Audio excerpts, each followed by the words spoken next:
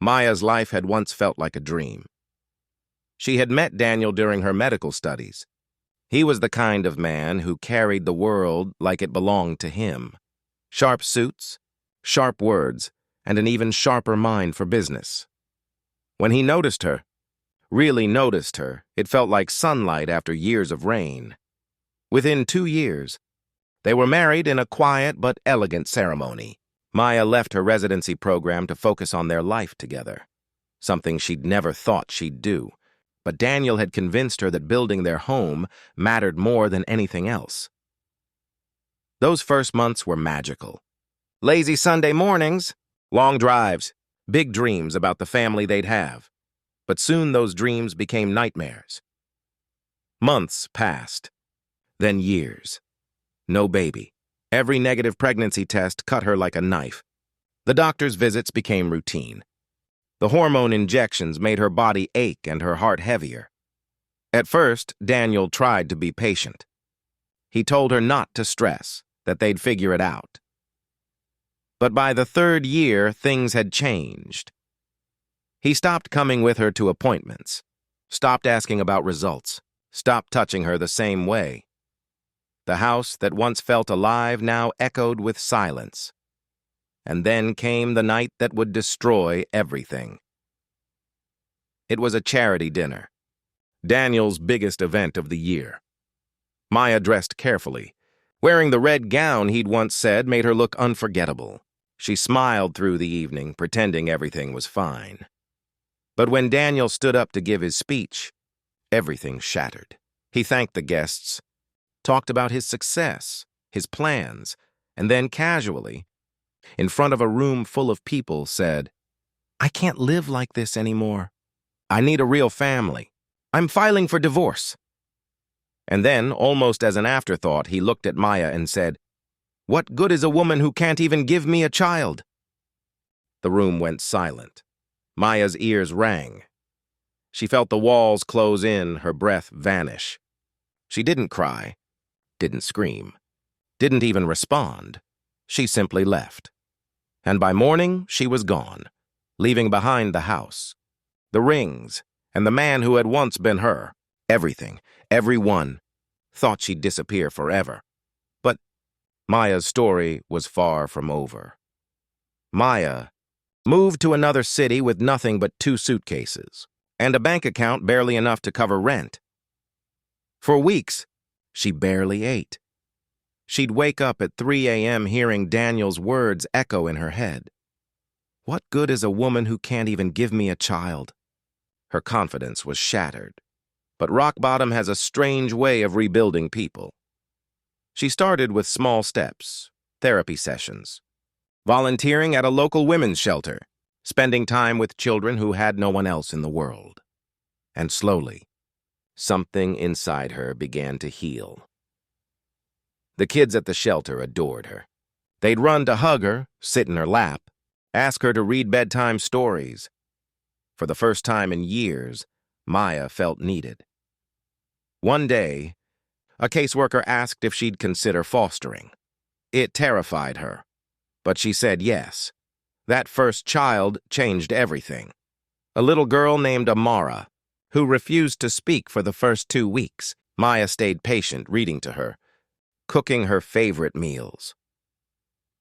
And one night, Amara whispered, "Good night, Mama." Maya cried for hours.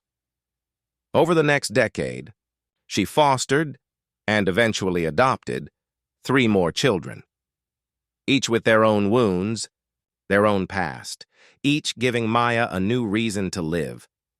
But Maya didn't just rebuild her family, she rebuilt herself. She went back to school, finished her degree, and became one of the city's most respected pediatric surgeons. Life wasn't just good, it was full. And that's when she met Alex. He was nothing like Daniel. Where Daniel had been cold, Alex was warm. Where Daniel had been proud, Alex was kind. He didn't just love Maya, he loved her children. Took them on trips, attended their school plays, called them his own. By their third anniversary, they were married in a small private ceremony. And then one day, an invitation arrived, a golden envelope with Daniel's name embossed at the top. His company was hosting its annual charity, gala. Maya almost threw it away. But then she thought of all the nights she had cried over his words, all the times she had believed she was worthless. No. This time, she wouldn't hide. She called Alex. And together, they decided to go. The night of the gala felt surreal. Maya wore a black gown this time, sleek, powerful, almost regal. Her 4 children walked beside her, dressed elegantly, smiling. And Alex held her hand as they entered the grand ballroom. The room went quiet. People turned, whispering. Daniel was at the far end, giving a speech, and then he saw her. For a moment, he forgot how to breathe. Maya didn't flinch, didn't look away. When she and Alex reached the front, Daniel's voice faltered. He tried to continue speaking, but the words stumbled out. And then Alex, with a calm smile, introduced himself as Maya's husband. The children smiled up at Daniel, polite but distant.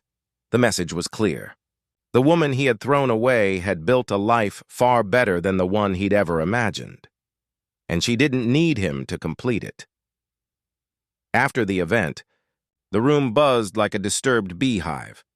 People couldn't stop whispering about Maya's entrance, her children, her billionaire husband, and the look on Daniel's face when he saw her. But Maya didn't stay to soak in the gossip. She had come for closure, and she had gotten it. Daniel, on the other hand, was falling apart. After the gala, he tried to corner her in the hallway, desperate. His voice cracked when he spoke, no longer the confident man she once knew. Maya, wait. She stopped, turned, her eyes calm, almost too calm. You got what you wanted, Daniel, she said quietly. You wanted a life without me. I just made sure I built one worth living. And then she walked away, her children running to catch up, Alex placing a hand on her back as they left. Daniel stood there, frozen, unable to move. He returned to the party, but the whispers hadn't stopped.